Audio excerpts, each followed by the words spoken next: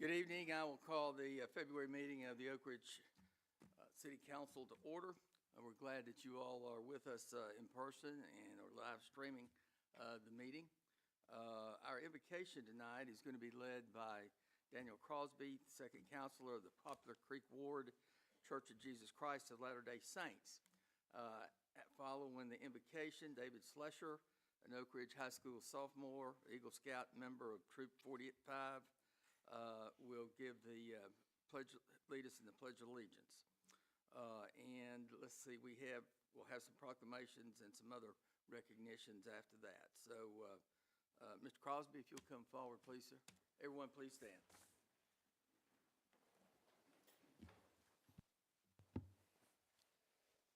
Our dear Heavenly Father, we thank Thee for this opportunity we have to meet as the Oak Ridge City Council and to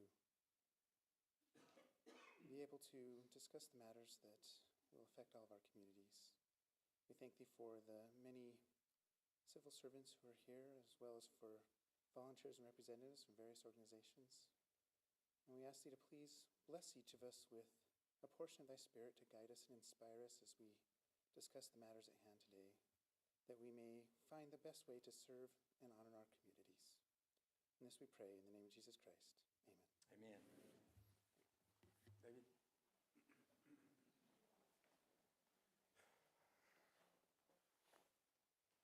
I pledge allegiance to the flag of the United States of America and to the republic for which it stands, one nation, under God, indivisible, with liberty and justice for all.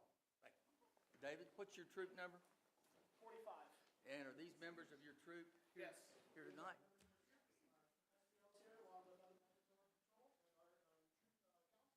Well, gentlemen, welcome to City Council. We're glad you're here, and we're obviously great supporters of the scouting program, and we appreciate all that you're doing and your continued participation, gentlemen.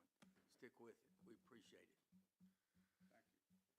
Also, I think in the audience have some members of the current Oak Ridge leadership class. We're glad that you all are here to monitor the. There you go. There you go.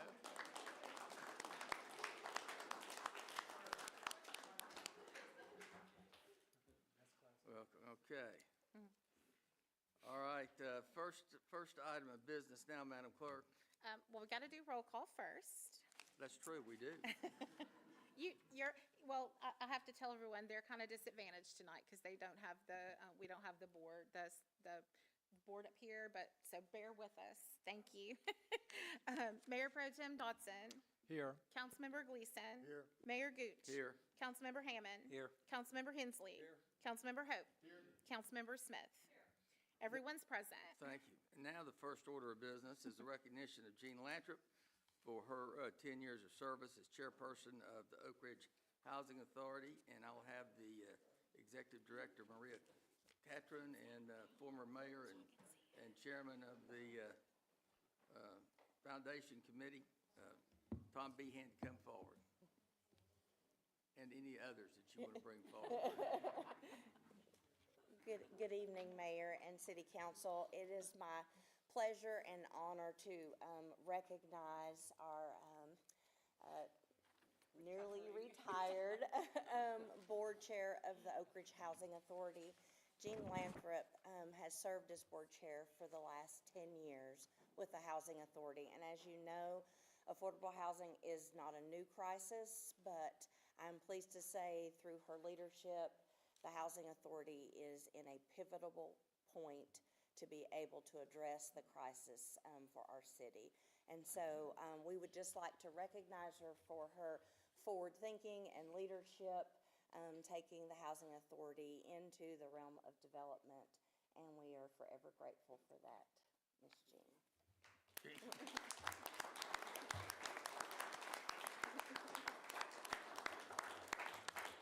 So this says a commitment to excellence, Jean Lantrip, recognition of your outstanding leadership and dedication to the communities of Oak Ridge, 2015 through 2025.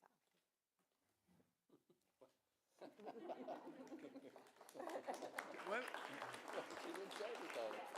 Tom? Can she say something? Yeah, absolutely. Yeah. She deserves to say something. You're not going to get away that easy. I'm not sure to face here or here. It's been a great 10 years, I tell you. It's been great working with Maria, Jim Ratliff, and our board are terrific. Not to mention the staff have been remarkable, hardworking, and always there, making it happen. So it's been a very pleasurable 10 years. I'm not crying. My eyes are watering. I'm sorry. But I really have enjoyed it. But sometimes it's just time to move on, and I feel like it's now. So I wish them well. Thank you.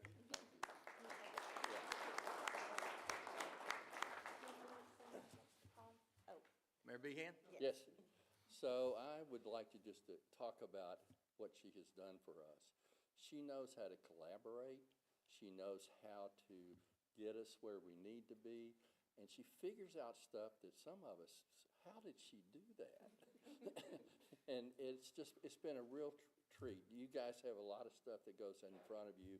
And I think somebody said it one day, Charlie, you may have said this, that you have a bucket out there and somebody comes in and gives you this idea, and maybe they'll put some money in it, and maybe they won't. Most of the time they won't. This one didn't do that. This really kept going, and the leadership here, not only with her, but with your help too. The city council is locked in to us right now, and we're very happy to be part of that partnership. So. And the difference has been so clear. I'm sorry? The difference has been so I know. powerful. I do know, because when I sat there, it was not the same as, anyway, thank you all, and thank you, Maria, for what you have done. Okay.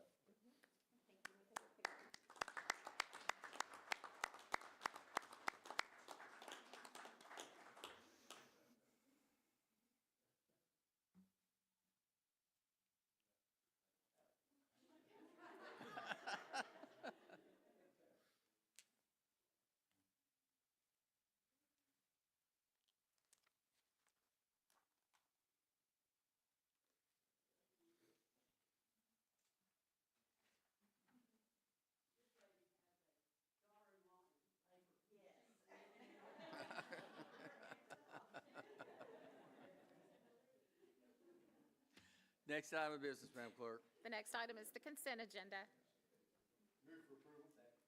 Moved and seconded.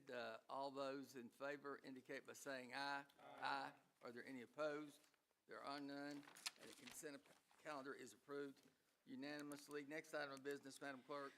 Under public hearings and first reading of ordinances, you have an ordinance to amend ordinance number 2 titled the zoning ordinance of the City of Oak Ridge, Tennessee by deleting section 3.14 titled nightclubs, dance clubs, taverns, clubs, private, and lodges, and substituting therefore a new section 3.14 of the same title for the purpose of removing the prohibition on outdoor activities, removing a reference to a city code provision that is not land use related, and removing distance requirements. And public hearing will be held on second reading. Move to approve. Moved and seconded. Ms. Rackard, you want to explain why this is necessary, you or Ms. Williams? Yes, I'm a little, I'm going to let Ms. Williams start with this one, Okay. and I'll jump in when we get to the alcohol. I think there's, a need for some explanation. Good evening. This is a zoning ordinance text amendment that relates to certain uses and their regulations. The uses are nightclubs, dance clubs, taverns, private clubs, and lodges. So as Ms. Hickman read in the ordinance title, the amendment would allow for outdoor activities at those uses. It would remove a reference to a city code related to profane language. The city code still exists, but it's not related to land use. And then probably the largest change is that it would remove a distance requirement between those specific uses and places of worship, schools, and residences. The reason behind this proposed amendment is primarily related to our relatively newly adopted D1 zoning district, where we may have mixed-use developments that would have this type of use, such as a tavern or bar in the same building as a residential use, and also may need or may desire to have an outdoor patio, which would generally be seen as a positive element of that use. That does not mean that these uses would be unregulated. The only district where they are allowed outright, and again, that's nightclubs, dance clubs, and taverns, is D1. In the B2 and UB2 district, they would still require approval from the Board of Zoning Appeals, which is still authorized to consider the impact of the use to the surrounding neighborhood in their decision-making. So that is the purpose of the amendment, and the Planning Commission voted on this back in May of 2025, but because there is a companion text amendment needed to City Code, it is only coming to you all now that that companion City Code amendment is ready. So try to take any questions you have. Ms. Racker? So there will be a companion ordinance, which is the next one, but this one was just to address something. This language regarding the distance for the nightclubs went back in the code a long time ago to address one situation that the city's never had again. And unfortunately, it would interfere with potential mixed-use development in areas such as the D1 zone. So Planning Commission did ask for it to be moved. And we were going to do it as part of an overall adoption of some updates to Title 8 that we were going to do collectively. That is still on hold a little bit on the liquor side, so we decided to go ahead and move forward with this now so we could address it before there's any development in D1. Now, Ms. Hickman, can members punch up to speak, or we're going to have to use these cards? In order for you to see who's needing to speak, you would need to use the cards. Their Okay. mics will work, it's just, it doesn't give me an order. I mean, we won't be able to see an order. So they can still punch. I can try to, help you with that. Well, but- why don't we, let's, Mr. Hensley's first, and if there's somebody else, but yeah, I'd at least, Yeah, well, like us to Yeah. get as close as we can to the 21st century. I just want to verify, Tammy, that this doesn't take away the city's ability to enforce the regulations that these cover, right? It's just covered in another city code, is what I heard. There's the one provision is in a city, it depends on your question. So what Ms. Williams was letting you know is that these are still regulated in all the other zones. It's only a permitted use of right in the D1 zone.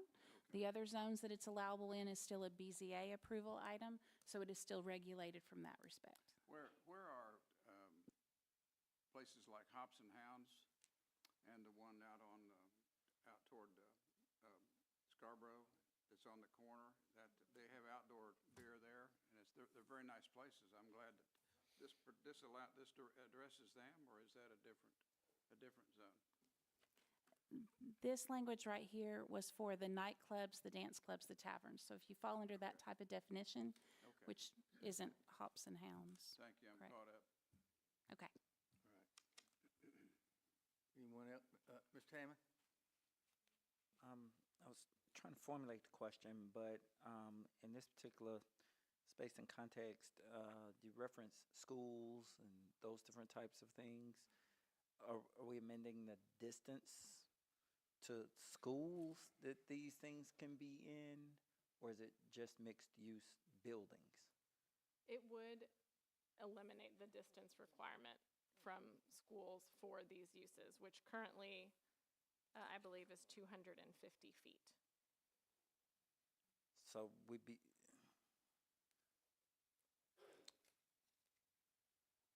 this is the first reading? Yes.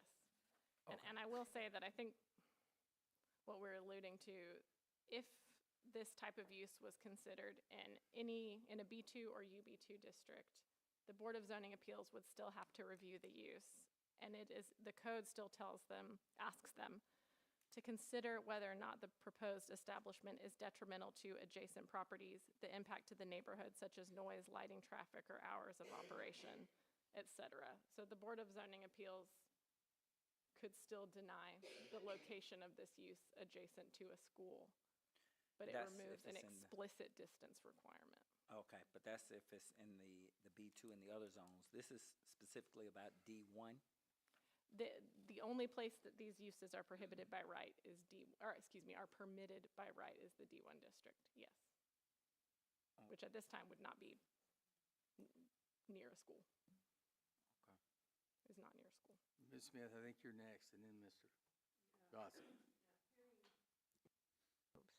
Yeah, hearing Councilman Hammond's question about schools particularly, the language in the, would be left in the ordinance about BZA approval indicates impact on the neighborhood, noise, excessive lighting, traffic, and hours of operation, and the health and safety of employees, and protecting the value and use of property in the general neighborhood.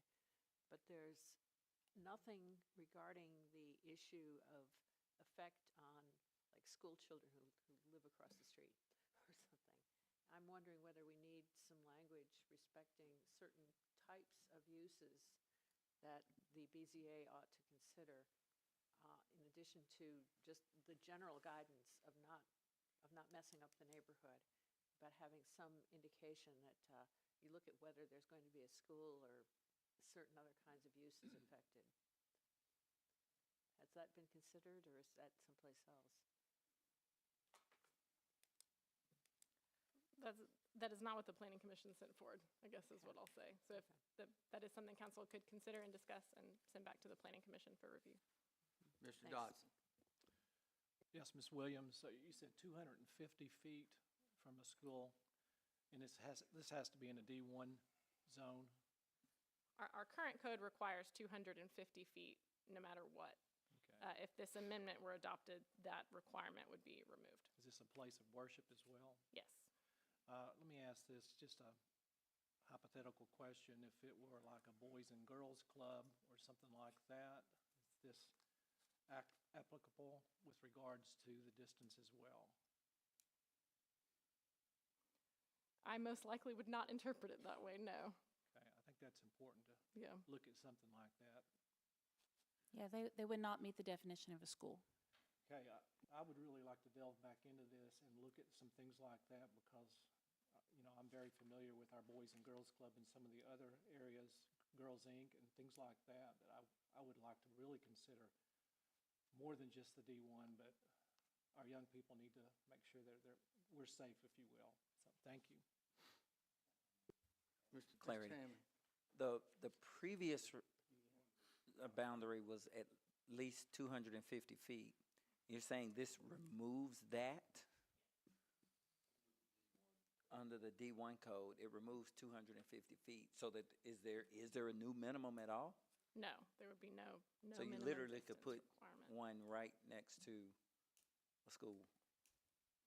If the Board of Zoning Appeals approved it, or in the D1, it would be allowed by right, yes. If there were a school on Wilson Street, for example, it could go next to it, but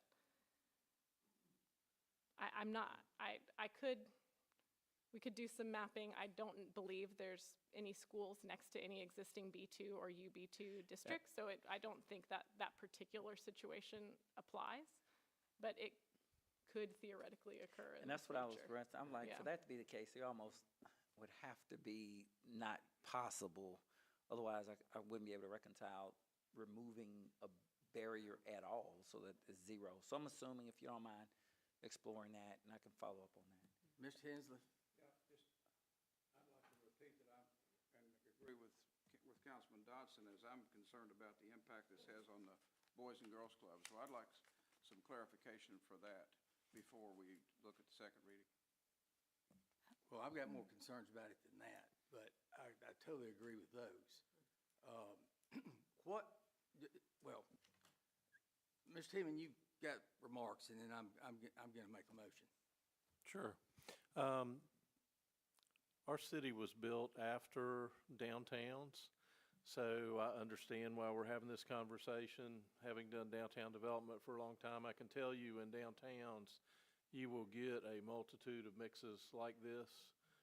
Sometimes, you could have a bar or tavern and a storefront church next to each other. You could have living above.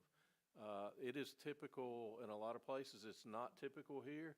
I would say the one thing that would probably help you as you look further at this, which we will do at the next meeting, is to produce that D1 district map, because it is a very small area, so it doesn't really open up. I understand the questioning, and appreciate the fact that you're doing it, but it doesn't open up quite as much of a can of worms probably as we might suspect. But it is, in other places, this kind of zoning is very normal in a downtown. It's just not something we as a community have seen, so I certainly understand it. Yes, even schools.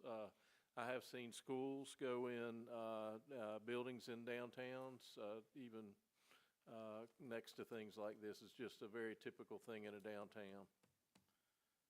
Well, I'm not gonna vote for this on first reading. And so I'll move, I don't know whether to get a second, but I'm gonna move that this be, the first reading be deferred for at least 30 days for further consideration of these issues that had been brought up. And and again, I'm gonna need some clarification as to why this is even necessary. But nonetheless, my motion is for it to be deferred on first reading along with the companion item B for 30 days. You got a second? Moved and seconded. Any Question. questions? If this is deferred, does that prevent it from being sent back to the Planning Commission to look at the issues that we've raised? It seems like that might be more That's a good, productive then it might be more productive to ask the Planning Commission to reevaluate it in light of concerns we've raised, rather than deferring our. I would recommend that. I withdraw that motion if we, We will bring this before. well, wait a minute, we got to withdraw the motion. All right, so you made the second. I- Okay, I'll withdraw my motion. Ms. Smith has a motion to make. Okay, I move that we ask staff to take this back to the Planning Commission for discussion of the concerns that we've raised here this evening. Second. Moved and seconded. Any further discussion on the motion? Seeing none, all those in favor indicate by saying aye. Aye. Any opposed? There are none. Thank you. All right, next item of business, Madam Clerk. The next item is the companion. So do we, I guess we could make a motion to refer that back as well? I would do a motion to defer it until the first ordinance Okay. comes back. Okay. I You so know. move. Okay. Moved and seconded. All those in favor indicate by saying aye. Aye. Are there any opposed? None. Okay, thank you. Thank you. Now, Madam Clerk, next item. Final adoption of ordinances. We have an ordinance to amend ordinance number 2, titled the zoning ordinance of the city of Oak Ridge, Tennessee, by amending the zoning map, which is made a part of the zoning ordinance, by changing the zoning districts of Roane County Tax Map 030 parcel 001.09 and 001.12 from IND2 industrial to IND3 industrial, and Roane County Tax Map 030 parcel 001.10, 1146 and 47 from FIR Federal Industry and Research to IND3 Industrial, said parcels totaling approximately 146 acres, and a public hearing is required. So move. Second. Moved and seconded. Is there, I need a motion to open the public hearing. Moved and seconded. All those in favor indicate by saying aye. Aye. And so, is there anyone in the audience wishing to address council during the public hearing on this particular item? Seeing none, I need a motion to close. Motion. Moved and seconded. All those in favor indicate by saying aye. Aye. All right, so we are back on the item itself. Ms. Rackard, are you taking this? Or No, this one will be Ms. Williams. Ms. Williams, thank you. Okay, this is a rezoning of 146-acre area made up of the parcels Ms. Hickman referenced, from a combination of IND2 and FIR zoning to IND3 zoning. These are parcels that are in the process of being transferred to Oklo, so the rezoning would support their business and use of that site. And I can try to take any questions if you have them. Any questions for Ms. Williams? Seeing none, the motion is to approve on final reading. All those in favor indicate by saying aye. Aye. Are there any opposed? There are none. It is adopted unanimously. Next item of business, Madam Clerk. An ordinance to amend ordinance number 2 titled the zoning ordinance of the city of Oak Ridge, Tennessee by amending the zoning map which is made a part of the ordinance by changing the zoning district of Roane County Tax Map 029, parcels 010.02, 03, 18, 19, and 20, and Roane County Tax Map 030, parcels 001.05 and .36, totaling approximately 56.99 acres from FIR Federal Industry and Research to IND2 Industrial, and a public hearing is required. Moved and seconded. I need a motion to open the public hearing. Moved and seconded. All those in favor indicate by saying aye. Aye. Are there any opposed? There are none. Public hearing is open. If there's anyone in the audience wishing to address council on this issue. Seeing none, I need a motion to close the public hearing. Moved and seconded. All those in favor indicate by saying aye. Aye. All right, so we're back on the motion to approve on final adoption. Questions? Comments for staff? Question? Yes, Ms. Smith. This applies to the yellow on this particular map? Correct. Okay, just wanted to clarify. Thank you.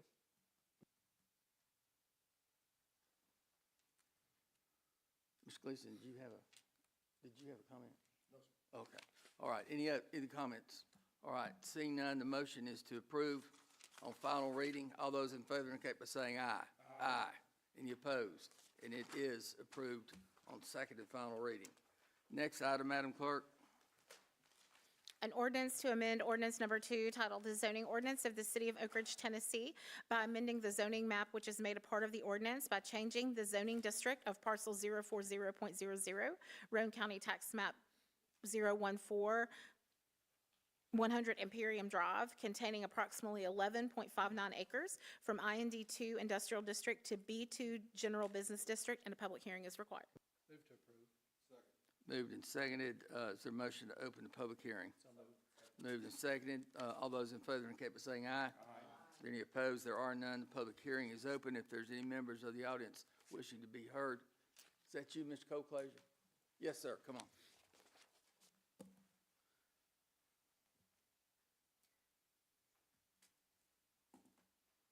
And if you give your name and address, please, sir. Doug Coclaser, 103 Monticello Road, Oak Ridge. We have a piece of premium real estate here, and we're proposing to take it out of industrial, which we have in short supply, and put it in general business. That seems contrary to what we've been addressing here on a regular basis over the last 3 years. I guess the question is, what is the overriding justification to take property out of industrial that fronts on a major highway, that's premium, that's flat, that has all of the infrastructure, when we're stressed to find property that's suitable for industrial? Thank you. Thank you. Mr. Heeman, would you like to respond to that? I do think we are getting more and more need for things in the West End that do not belong in any industrial district. This is the most suitable property that we have. I think, the comment that it's prime real estate on the turnpike pretty much says it all. It's close to a federal facility that brings in a lot of people, and there is a need for services out there, and I understand, but this is also it is a smaller parcel. It's not the size parcel we have industrial requests for as well. Thank you, Mr. Heeman. Any other comments or questions? Seeing none, the motion is to approve on final reading. All those in favor indicate by saying aye. Aye. Are there any opposed? There are none, and it is adopted on second and final reading. Now, before we go further, items D, E, and F, I just want some clarification.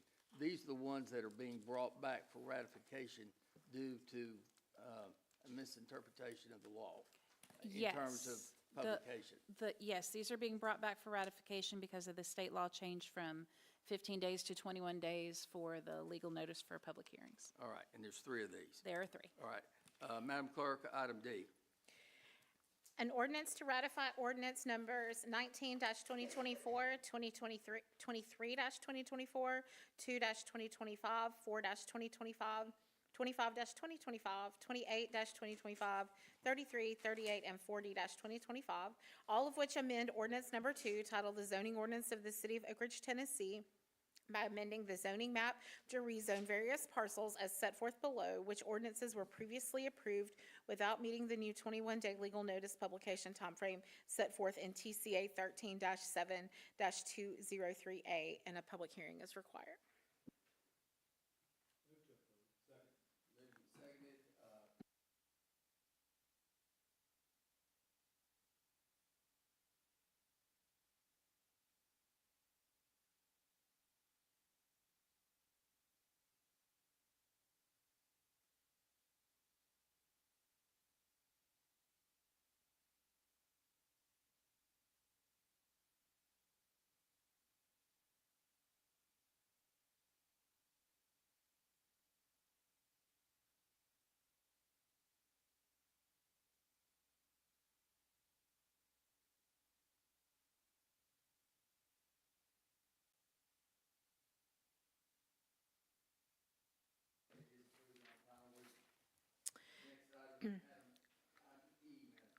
An ordinance to amend ordinance number 2, titled the zoning ordinance of the City of Oak Ridge, Tennessee, by amending the zoning map which is made a part of the ordinance by changing the zoning district of parcels 048.00, 049, 050, 051, 052, 53, 54, 55, and 56, Anderson County Tax Map 106A, Group B, containing approximately 3.79 acres from R1-C MDO, Single Family Residential District, in the Manhattan District Overlay to UB2 PUD, Unified General Business District, with a planned unit development overlay, said parcels being located at the corner of Lafayette Drive and South Illinois Avenue, and a public hearing is required.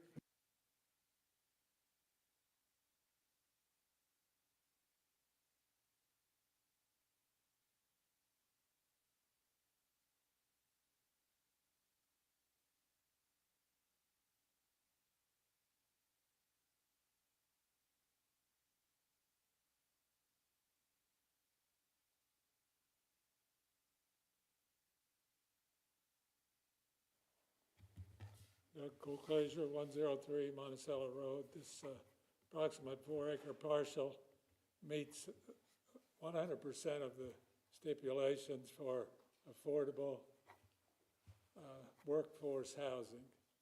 Zoned residential with 100% infrastructure within, convenient to all the city services, convenient to 5 major employers, so convenient within walking distance. The criteria that we need affordable housing. The developer proposes a car wash. We have 3 car washes within 1.5 miles. I urge you to vote no on this. Here we are looking at taking 6 acres from town, talk about urban sprawl, developing housing, affordable housing, 6 miles out at ED6 with no infrastructure, highly sought after as a public recreation area. The Planning Commission met on the 15th, over 100 people in this room and out in the hall. 39 of them spoke against development of ED6. We're proposing housing there, and we're taking suitable housing land and putting it in commercial district. And I encourage you to vote no. Thank you. Any questions, comments, recognition? Ms. Smith? This was separated from the other items because this is one where we had a split vote on the original consideration of it, and those of us, those of us who voted against it on the original one are voting again on the redo to reflect our original vote. We understand that work has started on the project, but we're doing the rezoning now again. So just With the way you voted the first time. yes. So that'll be on record. Mr. Hammond, you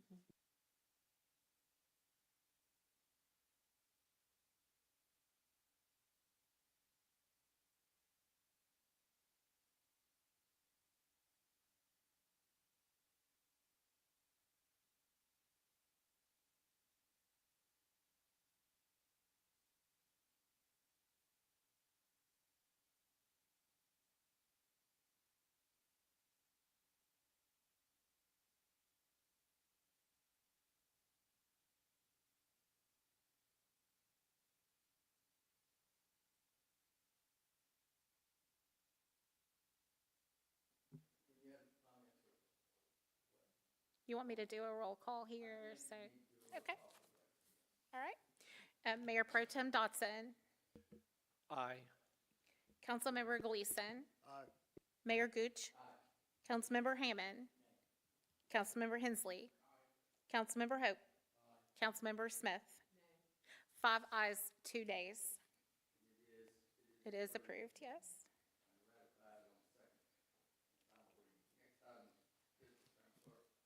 An ordinance to amend ordinance number 2, titled the zoning ordinance of the city of Oak Ridge, Tennessee, by amending the zoning map which is made a part of the ordinance by changing the zoning district of Development Area 5 in Horizon Center Industrial Park off Renovare Boulevard, Roane County Control Map 021, parcel 002.04, containing approximately 96.5 acres from IND2 Industrial to IND3 Industrial, and a public hearing is required.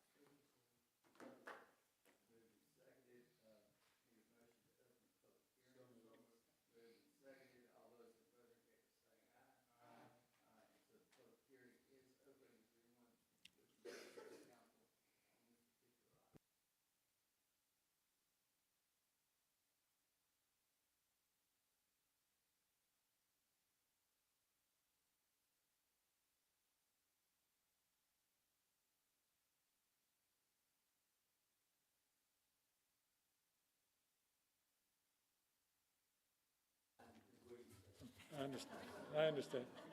Doug Clay, 03 Monticello Road, Oak Ridge. Thank you for the opportunity to make a few remarks on this. Developer needs a zoning, and the only thing in our tools are IND3, but every time I hear IND3, I see the word unencumbered. That's a pretty strong word. And Horizon Center this afternoon, and a family well back on the trail. Two parents, a child in a stroller, and a 4-year-old on a straddle bike. And I'm thinking, we're putting a nuclear industry next to this trail that's unencumbered. I think as soon as we can get the IND2 nuclear industry overlay, we could move down that path, or perhaps revisit these or move forward. I cannot imagine an industry wanting to exercise their right to be unencumbered. This seems contradictory to, the nuclear future for our city. We're a welcoming city, and the nuclear industry is far different than it was 80 years ago. Thank you.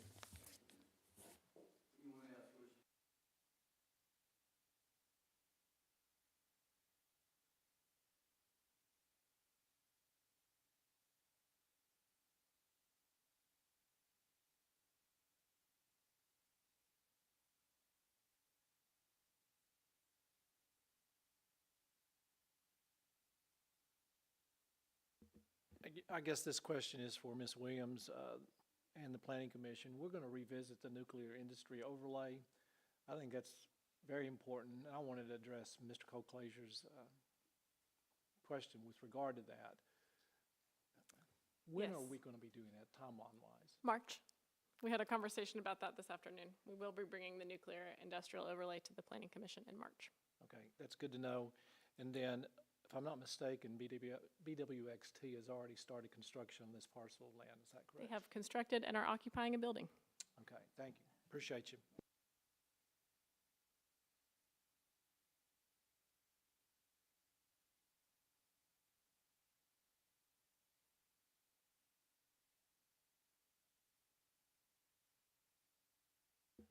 Mayor Pro Tem Dotson. Aye. Councilmember Gleason. Aye. Mayor Gooch. Councilmember Hammond. Councilmember Hensley. Councilmember Hope. Councilmember Smith. 5 ayes, 2 nays, the motion carries.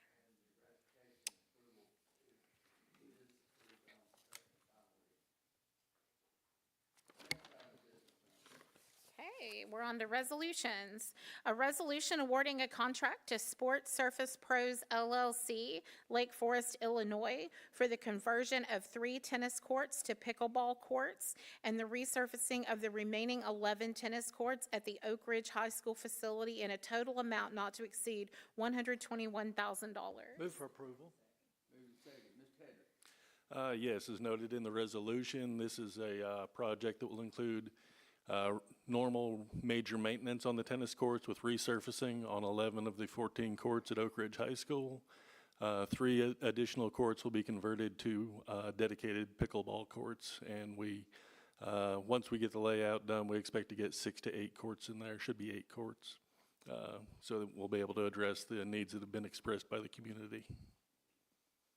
Happy to take any questions.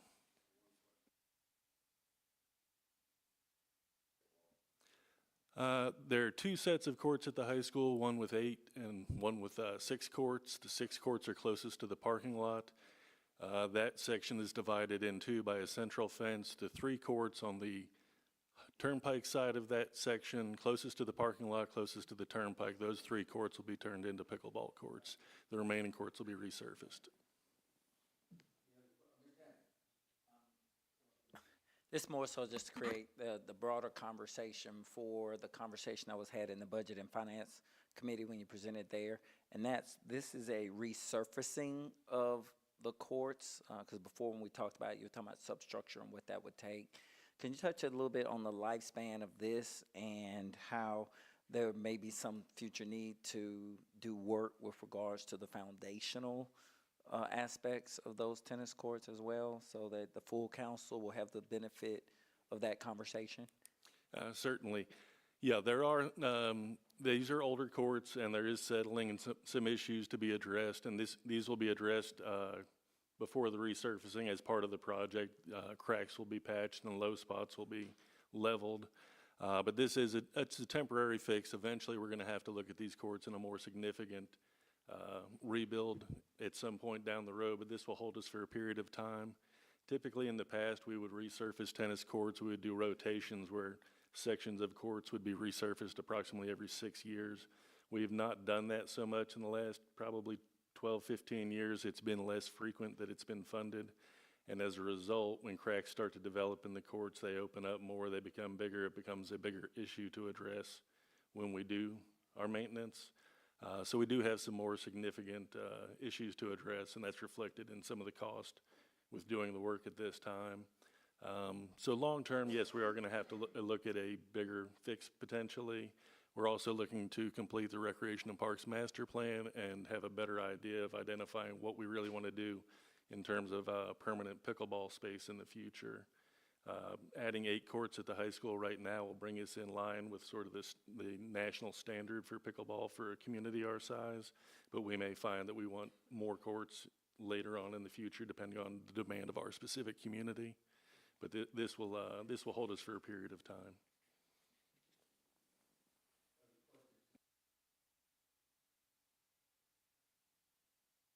When do you foresee being able to go ahead and break ground on this and then completion? I know I've got a lot of friends who play pickleball and they are very anxious about this. Yeah, a lot of that will depend upon weather.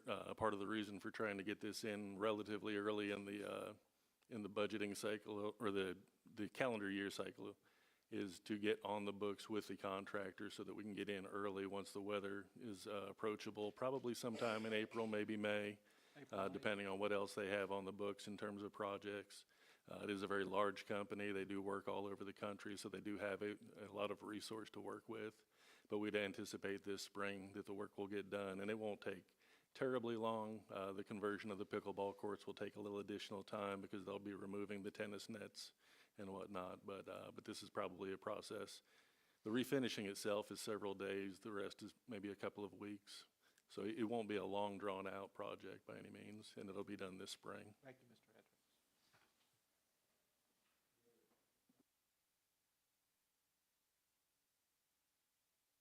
To approve the resolution, although, well, let's just keep doing a roll call, please.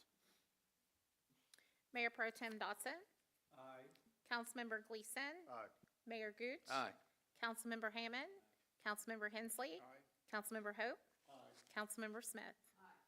7 ayes, no nays. And the resolution is approved. Next resolution, Madam Clerk. A resolution authorizing an agreement with Councilman Hunsucker and Associates Incorporated, St. Louis, Missouri, for aquatic design services for the outdoor pool in a total amount not to exceed $268,500.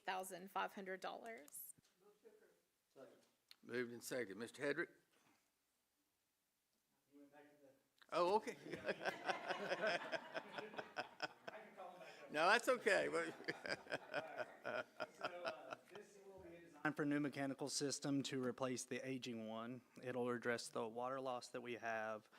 Also, it'll be a PVC liner for the outdoor pool and for the large outdoor pool and the kiddie pool as well. By doing this, we would do improvements on the large pool circulation system, and additional upgrades to the current and health, safety, and accessibility compliance with that as well. There will have to be some concrete surface repairs that are going to be done for the pool shell and for the liner installation. Any questions? Mr. Hensley, you have a question or comment? Yeah, just a comment is that, you know, we went through a period a couple of years ago where we had multiple estimates for rebuilding the whole pool in that neighborhood of $21 to $40 million. Yes. Is this going to be, this is seeking an alternative, hopefully cheaper than those three? It is. It is seeking an alternative. Hopefully, we're looking between 3.5 to 5 million instead of the previous 30 million. Bless It was, your heart. yeah. Great. Mr. Dodson? Yeah, this is a real quick question. You mentioned PVC, if I'm not mistaken. Yeah. So the lining of this no longer concrete, Right. or they plastic, if you will? Yeah, it'll address the leakage issue that we have, hopefully, and they've come a long way with PVC lining, and a pool of this size, it'll, you know, there's a lot of work to be done, but we think that this will address that issue. Well, I'm glad we're still maintaining the size and shape of the pool, just losing a fraction of an inch with the PVC. Thank you. Mr. Salmon? It's not so much a question as it is a comment. I didn't want to take from the chair of the Budget and Finance Committee, but all of these, this is looking like another Budget and Finance Committee meeting because all of these have gone before and we've had some substantive conversation. Yes. So I want to acknowledge the team for all of the rest of these that they've done. It's been good work, and I really appreciated the work you all did at that meeting. Thank you. Other comments? Seeing none, the motion is, Sorry. oh, what? Okay. Yeah. One thing we heard about at Budget Finance Committee meeting that I think is worth mentioning is there might be reconfiguration of the island. Yes, make we're it looking larger to or do, something, so, you know, and possibly increase when we do the different area, but we won't touch the 100 meter and we shouldn't touch the 25 meters. So those will be left alone, but it's for the distribution of the chemicals and things like that in that area. And also a better place for the lifeguards to go. Yeah. Reduce the volume will help do the circulation as well. Yeah, I wanted to ask about it because I know this is the sort of thing people are wanting to know. And that's basically the main thing it was going to change. Yeah. So, thank you. Any other questions or comments? One question. Mr. Hensley?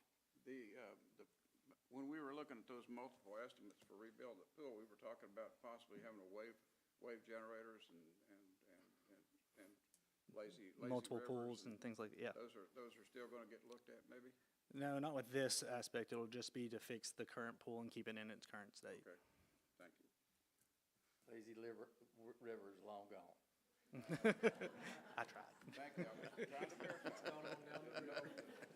I would know if you lazy or something. Yeah. All right. Any other questions or comments? All right, motion is to approve. Roll call, Madam Clerk.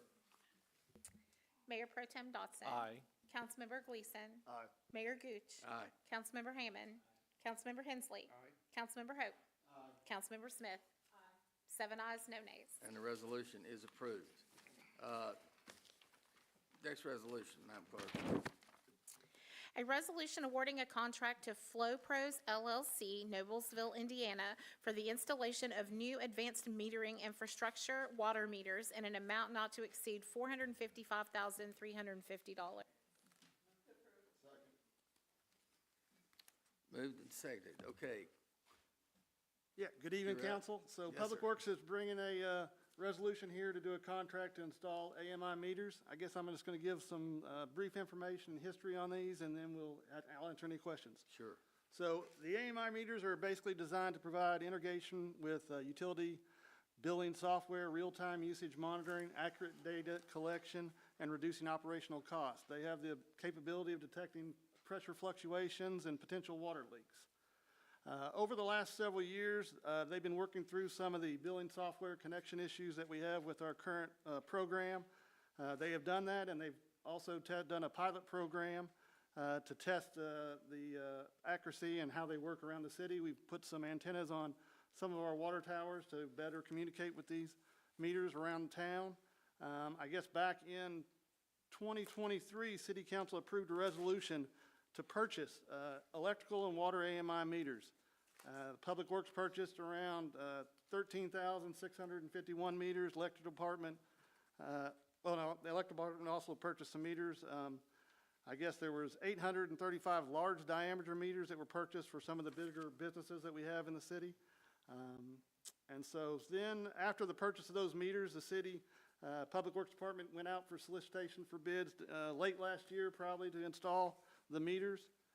We had a couple bidders that bid on that project, and the low bidder was, of course, FlowPro. The bids are at that time, we were requesting them to do the entire city and install those meters around the entire city. Once we got the bid price back at just under $1 million, the Public Works Department was asked to kind of see if we could kind of reduce that and maybe do some internal installations with our current crews. So we did go back and work that out. We've talked to FlowPros about the reduced scope, and they're willing to kind of keep their unit pricings the same that they put in the contract. And so the contract that we're, I guess, bringing to you guys is the reduced scope of only having them install around 7,600 meters versus the 13,000, and city staff will try to work into our system to install those other meters in and around town. So that brought the cost down to the $455,350 that's in the resolution tonight. And so that's what we're recommending, I guess, for you all to approve, for us to get some of those meters going and get those installed that we've been kind of storing for a little while now. And I will say that they have an 18-month time frame to kind of do their work to install those meters. Okay. Ms. Smith, Chairman, you all discuss this. Yes, we discussed this and had good conversation. I think the staff has done a good job in trying to reduce the overall cost of this contract. So we're looking forward to seeing the work done. Ms. Hammond.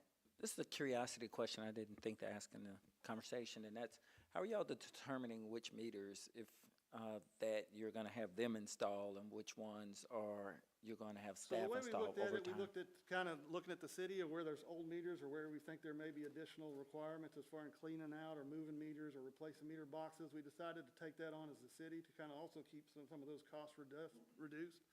And basically some of the newer meters where they can just kind of swap out meters and not have as much kind of additional work to do to change the meters out. We're going to let them do kind of those meters in those areas, and the city will take kind of the harder installation areas and do it when we can. Oh, thank you. Any other questions or comments? Okay. Roll call, Madam Clerk. Mayor Pro Tem Dodson. Aye. Councilmember Gleason. Aye. Mayor Gooch. Aye. Councilmember Hammond. Councilmember Hensley. Aye. Councilmember Hope. Councilmember Smith. 7 ayes, no nays. And the resolution is approved. So you're on a roll. You got the next one? Yes. Okay. A resolution awarding a contract to Nixon Power Services Company, Bluntville, Tennessee, for an as-needed services contract to repair Kohler generators used in the city's water distribution system in an amount not to exceed $100,000. Moved and seconded. So this is just basically an as-needed contract that we've had for a number of years to work on generators that we have around town. Basically, if a power outage happens to any of our kind of water booster stations or water facilities, then the generators would kick on and take over there so we can continue services during times of electrical outages. In the past, I believe the annual contract was $50,000.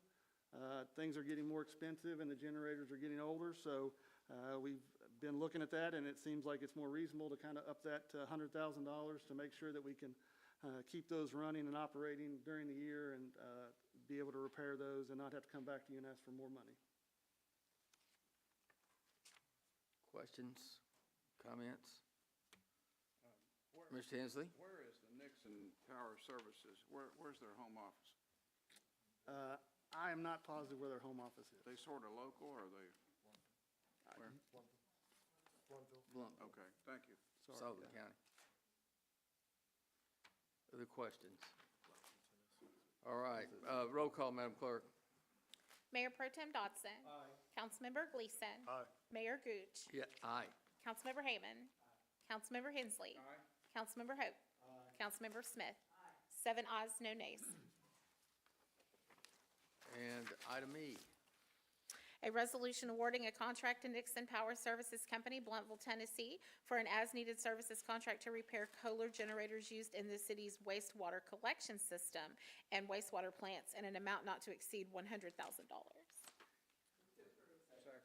Moved and seconded. So very similar to the first contract, which was the water distribution system. This is for the wastewater collection system, where our pump stations and lift stations that take care of the sewage around town have some generators and need to kind of continue to operate during power outages.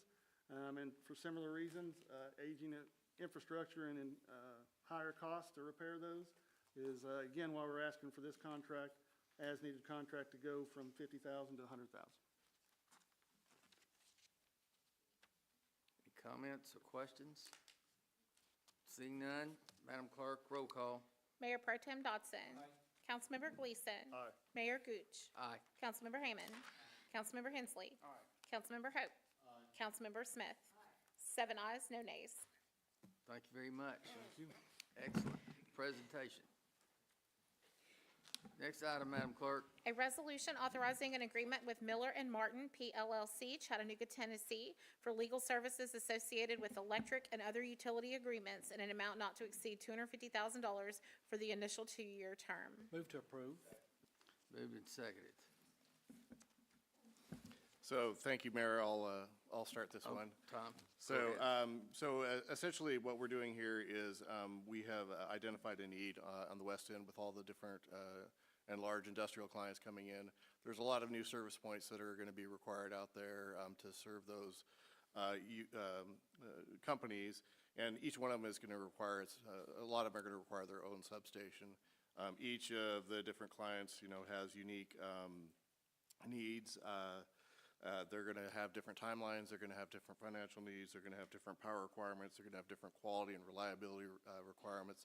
So there isn't one standard contract or that we can come up with. Some of them are also talking about generating their own power, so that's going to change the life cycle of the different transformers and the equipment that we need out there. We also know that in today's day, a lot of the lead time equipment on the transformers and switching gear is 2 to 3 years. So we need to make sure that we have good agreements in place as quickly as possible so that we can protect our current customers and utilities and make sure that we're being fiscally responsible. We also included in this the ability to maybe do some other utility work. For example, working on the WOW Fiber agreement, broadband agreement, and franchise stuff. But just with the number of agreements and the unique issues out there, we decided that it might be good to go out with a request for qualifications. We did that a few months ago. We got 2 responses, and the selection committee determined that Miller Martin PLCC was the most qualified to do this work. And so we are putting this before you. We do not know exactly how much this will be. We made an estimate of about $125,000 a year for 2 years. We don't think this is going to go on forever, but we definitely do want to make sure that we are being proactive and making sure that we are meeting the city's needs and our customers' needs moving forward. So with that, Ardo's here to answer any other questions. I will mention that a lot of these agreements will need a parallel agreement with TVA as well. So it's not just going to be with the customer. We also have to do agreements with TVA. And we also have a couple of TVA agreements that are going to be coming up here for purchase agreements and other things that we'll need to be working on as well. So these are specialized legal services, and obviously we talked closely with our legal counsel before we did this. So that's where we're at. Mr. Bai, good to see you. Any comments? No, it's, just like Mr. Pessimer stated he's pretty much stated everything in summary, that all these contracts and agreement are unique to us and not familiar with them, and it would help us very much support our industry, the industries that are planning on coming in town. Thank you. Ms. Rackard, you got any comments? The only thing I would say is I did participate on the evaluation committee along with Mr. Pessmer, and agree that Miller and Martin submitted the best response to what the city needs. So I'm very comfortable with them doing that work. And how are they going to bill? Are they going to bill you monthly? They're going to bill you quarterly? We are still working that out. The base agreement, though, said that it would be monthly, and they did not make any objection to that at this point. So, and they didn't make any objection in their qualification statement. So I do expect it will be monthly. All right, and who's going to review the billings? That'll be a multi-step process as it is for most. They'll initially go to ARDO and then come through the city manager's office for final approval. But and then, of course, if we need Tammy's advice on that, because she's making sure the hours are there, we'll include her in that as well. But we have a process for reviewing all invoices. It includes multiple people involved in that. Okay, over the years, how many attorney billings have you personally reviewed? Over the years, Yeah. quite a few, actually. Okay. So as my roles in other cities, we've had a lot of attorney bills that have come through have come through me. So Okay. Once you review them, I want Ms. Rackard to review them also before they're paid. Okay? Mr. Hensley? Yeah, I'm not I'm a mechanical engineer, but can you just, Ardo, maybe you're the best one to ask this to. Can you give me an example of where does this service happen? Like, for instance, when we buy power from TVA, for instance? Right. Can you repeat that question again, please? No, just where do we need this additional legal services? I mean, I'm not criticizing, I'm curious. Right. So each one of these industries will have different kind of requirements, and they're industrial customers that will have different kind of rate class. Okay. And there will be also a construction of substation that more than one may be using, and therefore, you'll be looking at payment terms and milestone payments and Sure. Okay. and things of that nature. Yes. Okay, So, and sure. each one of them will have different requirement and timelines that they need it by. Would this get into legal agreements with DOE for what we provide, utilities we provide, for instance, to Y-12? So DOE has quite a few of their loads that are direct served from TVA. Most of those loads are just between TVA and DOE. Okay. The ones that City of Oak Ridge supplies power to is just like any of our How regular about the customers. water plant? I mean, we're providing water to Y-12. Would that be a place where this would be needed and helpful? That I'm not sure. Mr. Pessmer? sure, I'll answer that question. So at the existing water plant, we have our own connection point up there. At the new water plant, it's completely separate from DOE. We're outside of the fence on the Okay. new water plant. So we have our direct connection to Oak Ridge utilities that we provide that. But we are using the old tank on the hill that's been there forever. That's correct. Thank you. All right, any other questions on the professional services agreement? Seeing none, Madam Clerk, roll call. Mayor Pro Tem Dodson. Aye. Councilmember Gleason. Aye. Mayor Gooch. Aye. Councilmember Hammond. Councilmember Hensley. Aye. Councilmember Hope. Councilmember Smith. 7 ayes, no nays. And the professional services contract is approved. Next item of business, Madam Clerk. A resolution approving policies Thank you, gentlemen. and procedures for a property tax incentive program relating to the negotiation and acceptance of payments in lieu of ad valorem tax with respect to certain facilities located in the city of Oak Ridge, Tennessee, and finding that such payments are deemed to be in furtherance of the public purposes of the Industrial Development Board of the city of Oak Ridge as defined in Tennessee Code annotated section 7-53-305. Moved and seconded. Mr. Heeman? Thank you, Mayor. This is a policy we've worked on now for, I think, about around 8 months or so. It's gone through several changes. This is our pilot policy. It is a newly rewritten policy. It has a tiered system in it. It has targeted areas for development that we've not had before. So it's a very different policy.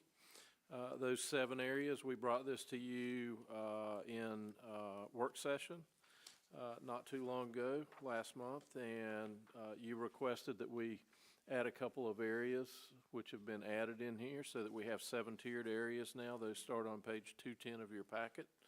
But this is brought to you and recommended by the manager's office for approval.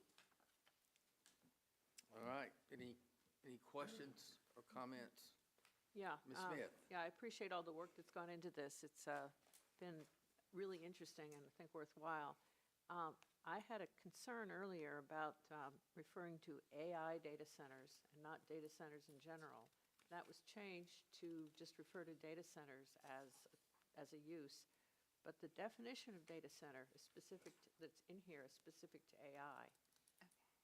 So we're still talking about AI data centers because we're defining data centers as being specific to AI. I'd like to have a more generic definition of data center. And, you know, based on some random reading on the internet, you know, basically the purposes rather than just AI should be things like, you know, just referring to the fact that it's a facility that houses information technology infrastructure, includes networked computer services, storage devices, cooling infrastructure, and it's to support applications such as cloud computing, high-performance computing analysis, or artificial intelligence. Adding 3 uses, not just artificial intelligence. Because I think, you know, we do have data centers that are not AI specific, and we may not want to target that particular industry forever. Mr. Heeman, any comments on that? You know, that was a great catch because we did make those changes in some areas. I would suggest on data center that you just strike the section that says to train and deploy artificial intelligent models and possibly add just for high computational ability on there. Yeah, that works fine. Is that? That's good. All right. Do you want us to? I think that is good. I do want an amendment. And when you make that amendment, if you would also include one thing. Mark Mamontoff called us earlier today, and in his resolution, the attachment Exhibit A has a chart, and that chart was inadvertently included. It does not need to be in there. So if, as part of your motion, if you'll also delete the chart in Exhibit A on the first page. Or we can do them in 2 separate ones. All right, I'll take a shot at doing an all-inclusive. Okay. And I move that the reference specifically To train and deploy artificial intelligent models? be deleted and the language substituted. For high computational ability. And the second part of my motion would be to delete the superfluous chart that, on advice of council. Thank you. Moved and seconded. Is there any questions, any comments? Seeing none, the motion is to approve. Roll call, Madam Clerk. That's an amendment, right? It's an amendment. It's amendment, I'm sorry. It is, it's the amendment. Thank you. It's on the amendment. Mayor Pro Tem? Mayor Pro Tem Dotson. Aye. Councilmember Gleason. Mayor Gooch. Aye. Councilmember Hammond. Councilmember Hensley. Councilmember Hope. Councilmember Smith. Aye. 7 ayes, no nays on So the amendment. The amendment is adopted, and we're now back on the resolution as amended. Mayor Pro Tem Dotson. Aye. Councilmember Gleason. Aye. Mayor Gooch. Aye. Councilmember Hammond. That's citizen comment. Oh. Yeah. He had his hand up. Okay, all right, Mr. Coclaser.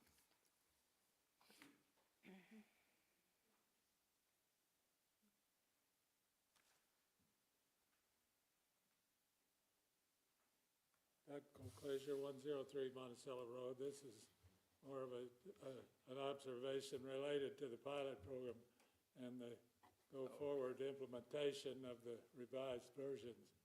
It's, my opinion, it's long overdue. I regularly attend the IDB meetings, and they're passing resolutions to grant $103 million of tax abatement, $22 million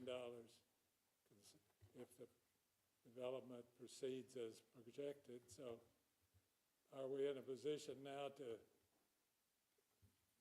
change or revisit or going forward how we implement this? Keep in mind, Oak Ridge is an expensive city to run, 300 miles of water lines, and a lot of them 80 years old, set in a very neat valley. It takes 1 hour of public works time just to go out to the preserve and back. That's just the travel time.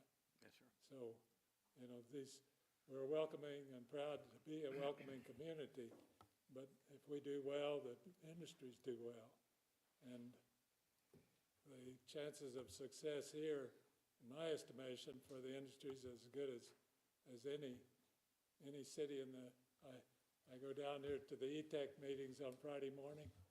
There are 300 business leaders in there and online, capable people seated beside me from Atlanta looking to open a bank branch in Oak Ridge, a major industrial lighting company and representative there for the second time looking to support the industry. So it's like Mark Maventoff said, that can we be a little more selective? Are we a little too quick to do the 50%?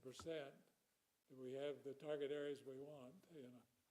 Anyway, those are some thoughts going forward. I appreciate you keeping in mind. Thank you. Thank you, Mr. Coclaser. Let me start again. Well, before we go, Mr. Hammond, would you like to, you or Mr. Gleason like to respond on behalf of the Development Corporation? I was good until the on behalf of, but I'll give comments.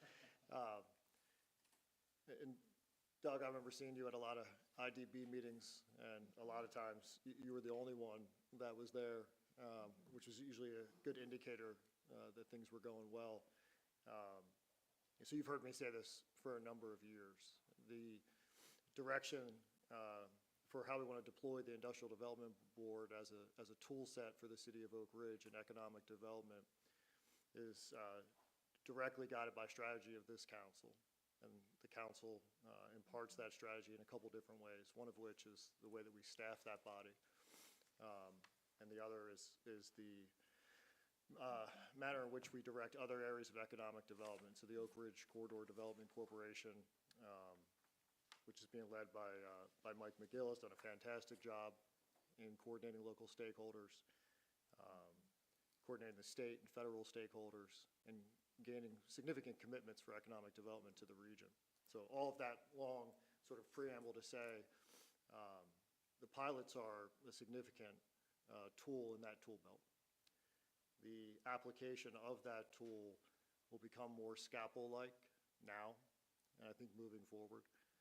So certainly appreciate your comments on the fact that Oak Ridge has become a target for relocation and doesn't necessarily need to deploy it as generously as perhaps they have in the past. So I think those are tied together, and I'll turn to the city manager for his comments. I would just add that I cannot think of a single project that has looked at us lately that did not have other alternate locations and that did not have, in some instances, incentives that were higher than ours. You know, the one that was just mentioned, the incentive that was just mentioned was actually headed to another community. There were other communities they looked at when they decided they could not go in that community. Every project is, I agree that we are the best place for success, 100%. I agree with that.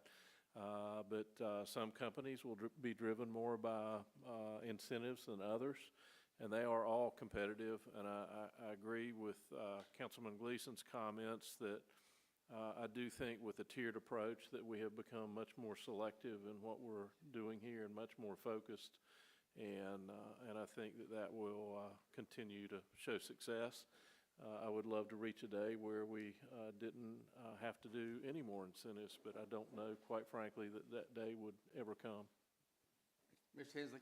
Yeah, along with Mr. Gleason's comments, you know, I have great respect for the people that are on the Oak Ridge Corridor Development Corporation.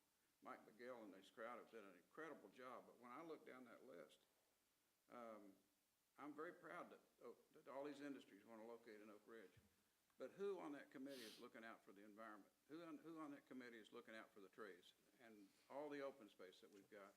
And it's nice to come here, and it's nice that they want to come here, and we've got all this open space, but we don't want to go wild without protecting the open space. The 16,000 acres is declared to be uncontaminated and needs to be looked at from a holistic standpoint and not just industrial development. Thank you, Mr. Hensley. Other comments? Seeing none, the motion is to approve. Roll call, Madam Clerk. Mayor Pro Tem Dodson. Aye. Councilmember Gleason. Aye. Mayor Gooch. Aye. Councilmember Hammond. Councilmember Hensley. Councilmember Hope. Councilmember Smith. 7 ayes, no nays. Thank you. And the resolution is adopted. Next item of business is appearance of citizens. Citizens shall be permitted to address City Council about matters that are not on the formal agenda. Any citizen wishing to do so shall raise your hand and proceed to the public lectern, and after recognition, state your name and address and the purpose of your appearance before council. Comments shall generally be limited to 3 minutes and shall relate to matters of city business. They shall not generally result in formal response or action at the time of presentation, because in most cases, neither the council nor the staff will be prepared to respond effectively. However, I may answer the questions or direct the city manager to do so, or direct the city manager to work with the citizen to effect resolution of the matter. Statements that are purely political in nature will not be allowed, such as campaign speeches or announcements of candidacy for office, nor will announcements of a civic or social event that is unrelated to city business. Madam Clerk, who's got the timer? She does, and then I'm also timing on my computer as well. All right, thank you. So, Is there any member of the audience wishing to address council? Yes, sir, if you come forward, give your name and address, please.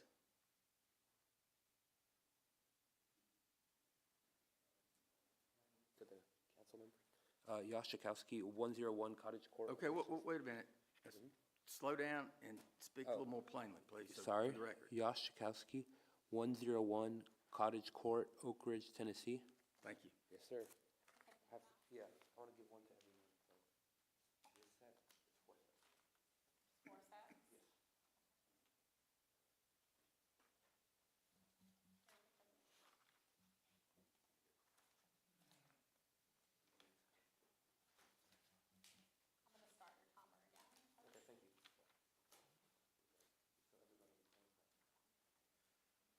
Okay, thank you. Thank you. Oh, that's okay. Okay. There you go. Can I show it to them first? Or? Just, Okay. yeah. Okay. So this was kind of regarding the apartments. I think it's called Grand Point or Crown Point that are being built. So we were able to speak, this is an update from meeting with Mrs. Jennifer and the other gentleman. We were able to speak with them, the neighbors. We had a good attendance, about like 40 or 45 people came. And so one of the things was, it looked like, as far as the apartments themselves, they're gonna be built, if that's correct. However, the thing is, the question also was whether part of, because right now there's about 100 houses within the, 100-something houses within the Wolf Creek neighborhood, and the surrounding neighborhood is a little bit bigger. But the question is, so could that, the connection, like if these 360 apartments go in, that would quadruple the amount of potentially traffic passing through. So whether that could be made a fire lane or not. And if not, then, yeah, what's the status with that? If that would. And then the other question was regarding the potential, as there's some other zoned land and nearby the neighborhood, to see what the status is of that land. And it was checked on the property looker, and that's what the other sheets are. Okay. Yes, sir. Other comments? Any what, sir? You have any other comments? Yes, just to How comment much time that. do you have left, Mr.? I have a minute 12. We're down to 1 minute and 5 seconds. Okay, go Okay, ahead. yeah. So with that land, it's like hundreds of acres, whether that will be, turned into more housing, or what's the status of that? That's the question on that. So just those 3 points, whether that entrance could be made into like a fire lane just for the, so it wouldn't overly congest. And that was the question that arose during the meeting with Ms. Jennifer. And the other two was about those 2 plots of land. So those are the 3 questions. But thank you, sir. All right, we'll try to get you answers to those questions. Okay, that's it. Thank you, sir. Thank you. Any other member of, yes, sir. I can't see. Mark, Mr. McBride, come forward.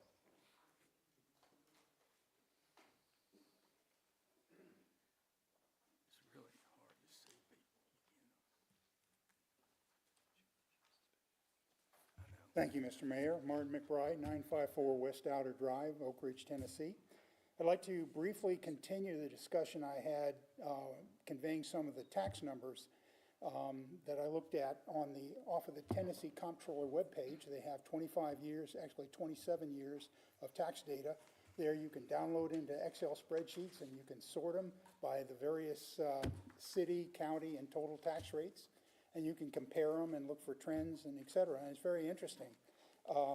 Last time I told you that when you run the percentiles, we were in 97.2 percentile. In other words, we were in the top 5% most expensive tax rates in Tennessee, excuse me, according to their table. And 25 years later, in 2024, we're still 97.2, and this is Anderson County portion of Oak Ridge. Roane County portion, it went from 91.4 in 1999, and I'll send you these numbers if you want to. You don't have to take time to put these down. And 25 years later, so when 91.4% in 99, it went up to 95.8%. So we actually lost ground in that case. Farragut started out 51.6% in 1999, and they're now down to 5%. And that's certainly not what any of us want to see, particularly given all the efforts of the IDB, the Planning Commission, your council, previous councils. Everybody's put emphasis on growing the city, and yet, here we are, we seem very sluggish. Tax rates normally should decrease as property increases in value. Our tax rates had decreased. Yes, and I'm about to get that. Excellent comment, Mr. Mayor.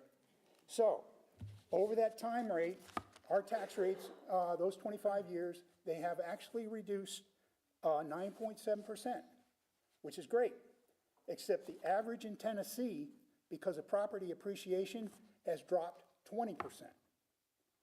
And if you look at Knoxville, Maryville, and Lenore City, their tax rates over that 25-year period dropped Knoxville 39.9%, Maryville 34.1%, Lenore City 31.2%. We dropped just about 10%. Now, this all raises the question of, so what? I'm What going I'm to gonna do- question your numbers. I'm sorry, you go ahead and finish. Okay, and I will send you the numbers, and you can ask people to do them. Believe me, I will. Please do. Now, that's the absolute rate versus the percentile. The question, though, is so what?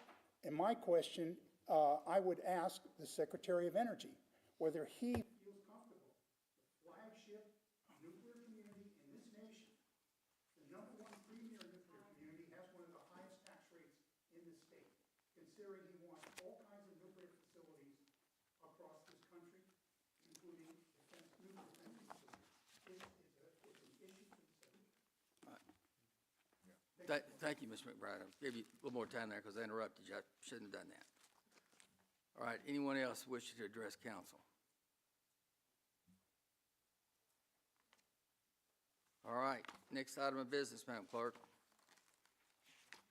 We have no elections or appointments, so we have announcements and scheduling. In terms of the future briefing, I'd like the absolute latest update on when we expect the water plant to open. Okay. We'll be glad to present that for you next. Thank you. Mr. Hope. Yeah, just real quick for Randy and Tom. I want to give the thanks out to our city crews. They have really gone above and beyond. The water main group, led by Chris and his staff that's shown there, I saw them out working in some really bad weather over the last couple of weeks. They've done a remarkable job. He was working on water main break number 37 the day I saw him over a 3-week period. And out there in some, like I said, horrendous conditions and working, that group needs to have our praise, as well as other city staffs and other city departments that have worked throughout these real harsh conditions. They've done a great job. Yeah.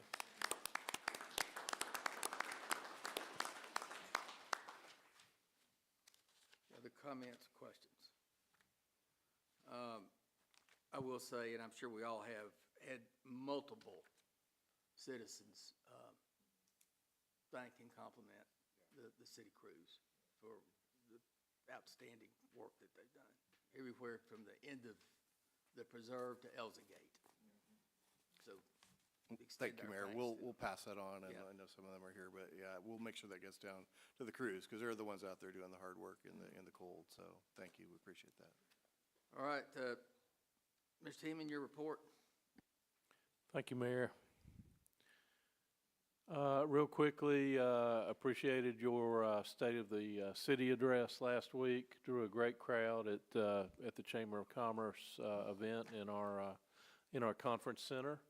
I would like to point out, and I said this the other day, that people don't realize the amount of knowledge that you have and the time that you put in. I told somebody I did not help with any of those comments. You wrote all that, and it was a great presentation, and we appreciate that. A few days after that, we were back in the conference center with the Energy Communities Alliance, and we had about 50 people from other states that came to talk about consent-based siting, and our chair of the ECA, Mr. Councilman Chuck Hope, led that meeting, and it was a good meeting and a lot of good discussion.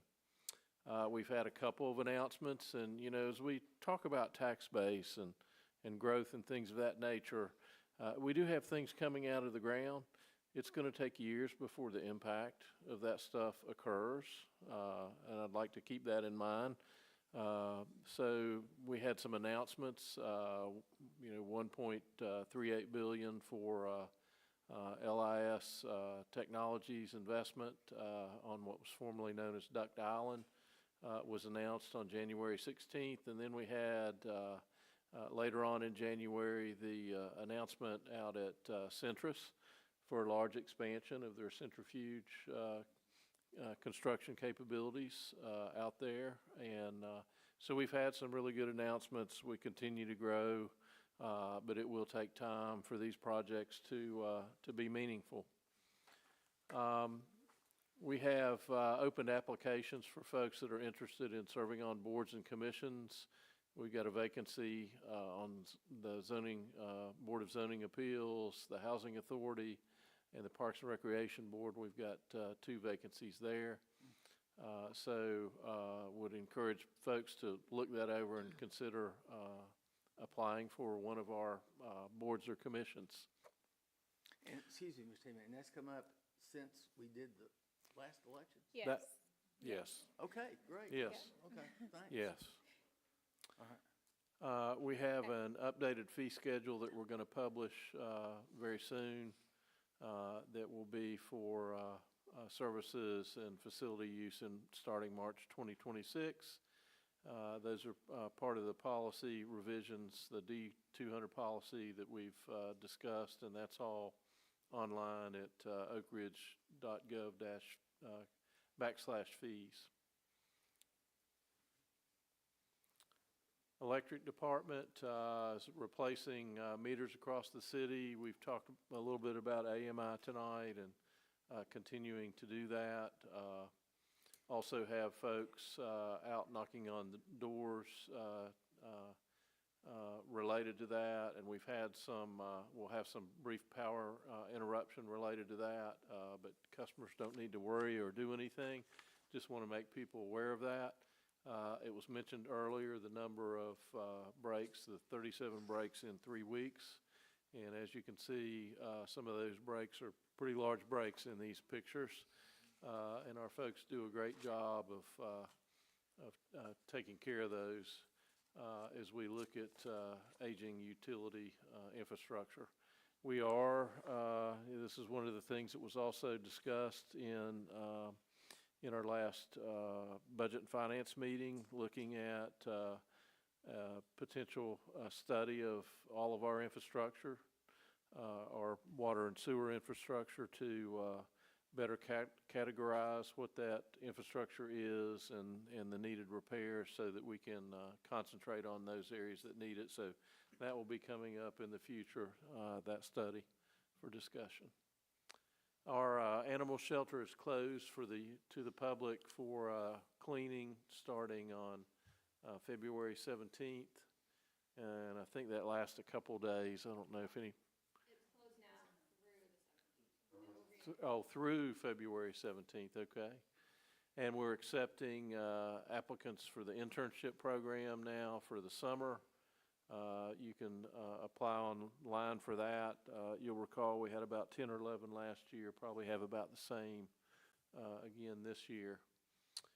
We've got a number of things going on with lifeguard class. Spring break camp registration is open, and I know those fill up quickly, so I'd encourage folks to look at those. Basketball fundamentals class at Scarborough Center, and we're doing that maintenance on the Greenway at Melton Lake, so the Greenway area is going to be closed there for a little while, so keep that in mind.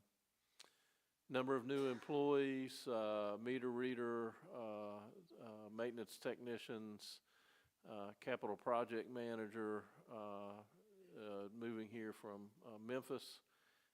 We've got a new warehouse specialist that just started, a police officer, and we have an intern in the legal department. And then we've got a lifeguard as well. Other employees, we've got several firefighter trainees that we just had an orientation not too long ago, an animal control officer and a police officer too. Wow, this is a long list. And some interns, and I think we all remember Mr. Baugh, the electric director, started. Have Nicole Woodall, police officer too, and I believe Nicole's one of our SROs, if I recall right. And Clifton Long, maintenance technician, and Dawson Marlowe, facility maintenance. and a few more promoted employees. Chris Beavers moved into the procurement specialist position over in the finance department, which is a great promotion for him. Jordan Durham moved up to stormwater coordinator in public works. Kevin Atkinson in electric line technician in electric department. And also in electric department, Adam Kilby is a technician. And with that, I will take any questions. With regard to vacancies on the board, what? And first I'll tell you, so the vacancy on the Board of Zoning Appeals was from Roger Petrie. When he resigned from Planning Commission, he also resigned from BZA, but we'd already been advertising Planning Commission and the other boards for a while, so we decided to wait until those were completed to open BZA. Oak Ridge Housing Authority, Ann Dunthorne resigned for health reasons. And then the Rec and Parks Board, one of the members was hired by the city, in the court clerk's office, so she had to resign her position on the board from being hired. And then we had another resignation. Zane Hagee resigned from the Rec and Parks Board. So that's just the two other. Oh, yeah. Yeah, so they're open right now, and so the deadline's February 27th, and we'll be doing it at the March meeting.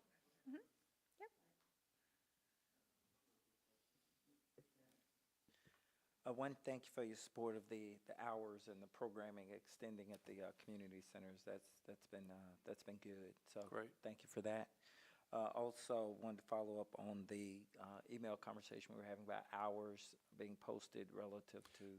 Thank you. Yes, so if you don't mind touching Sure. on that a little bit, I appreciate it. It's funny, we got an email one day, and somebody mentioned that there were no hours posted on the door, and I actually walked to both ends to look, and I was shocked to see there are no hours posted out there. We have been open 8 to 5, I know, for years and years and years, but it's good business practice to post those, so we're in the process of posting the hours of operation on the building. But thank you for making mention of that. Mr. Dodson? Yeah, I'm going to do another thank you. I appreciate the added pay raises for our crossing guards. That's going to ensure more safety for our kids. Hopefully we can recruit more people to do that. It's a kind of a thankless job, but when you see the impact it's making in our schools, it really is important. So thank you very much. Oh, I'm sorry, real quick, on the heels of that, I know we increased the rate. Did we fill the roles? I believe we filled one more, so we've got 2 of the 4 filled. Is that correct, Chief? Thank you.